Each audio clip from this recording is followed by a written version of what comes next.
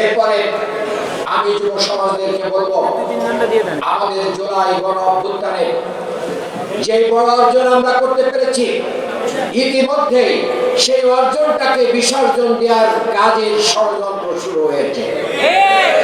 আদালতের কাঁধে বন্দুক রেখে একদল মানুষ আমাদের গণভোট এবং জুলাই সনদকে বাতিল করার ষড়যন্ত্রে মেতে উঠেছে।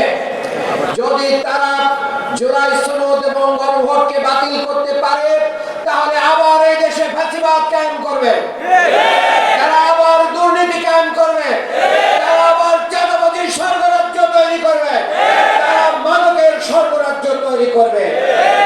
আমরা যুব সমাজদেরকে সাথে নিয়ে বলতে চাই, জামায়াত ইসলামী বিরোধী দলের রাজনীতি করছে, আমরা বিরোধী দলের রাজনীতি আপনাদেরকে সাথে নিয়ে দীর্ঘ 17 বছর আমরা রাজনীতি করেছি। আপনাদের সক্ষমতা আমরা জানি।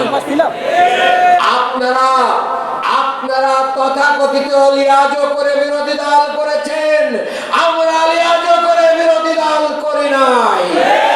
আগামী দিনে আমরা কিন্তু লিয়াজো করে বিরোধী দল করব না। কাজেই জুলাইয়ের রক্তকে যদি অস্বীকার করেন, শহীদের রক্তকে যদি অস্বীকার করেন, জাতি 12 তারিখের সংসদীয় নির্বাচনকেও বাতিল করে দেবে। গণ অভ্যুত্থান যদি জায়েজ না হয়, ওই নির্বাচন যদি কোর্ট বাতিল করে দেয়, জনগণ সংসদ নির্বাচন বাতিল করে দেবে। কোথায় যাবেন? প্রধানমন্ত্রিত্ব, পার্লামেন্ট মেম্বার ঠিক রাখতে পারবেন না। জনগণ শেখ হাসিনাকে লাল কার্ড দেখিয়েছে। আপনারা যদি জনগণের সাথে প্রতারণা করেন, আপনাদেরকেও জনগণ লাল কার্ড দেখিয়ে দেবে। আমি বর্তমান সরকারকে বলতে চাই, প্রতারণা বাদ দেন।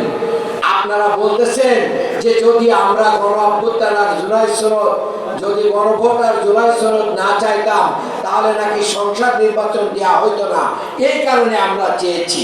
কেন মিডিয়ার সামনে আপনারা সে কথা বলতে পারেন নাই? তারেক রহমান সাহেব তো গণভোটের পক্ষে ভোট চেয়েছেন, না চান নাই? তাহলে এটা কি প্রতারণা? এটা প্রতারণা হতে পারে না। আর কোন সরকারের এজেন্ডা বাস্তবায়নের জন্য, জুলাই সনদকে যারা বিদ্যাঙ্গলে দেখানোর জন্য যে সমস্ত আইনজীবীরা আমি দোষরদের অন্তর্ভুক্ত হয়ে কারোর এজেন্ডা বাস্তবায়ন করছেন, ভারতীয় এজেন্ডা বাস্তবায়ন করছেন, তাদেরকে বাংলাদেশের মানুষ চিনে রাখবে, তাদেরকে ছাড় দিবে না। আমরা জুলাইয়ের চেতনা হারিয়ে ফেলেনি, শহীদদের রক্তের দাগ মুছে যায়নি, আহতদের চোখ এখন অন্ধ হয়ে আছে, তাদের হাত হারিয়েছে, পা হারিয়েছে, বঙ্গুত্ব বরণ করেছে। আমরা এই দেশকে ভারতীয় আধিপত্যবাদের কাছে বর্গা দিতে চাই না।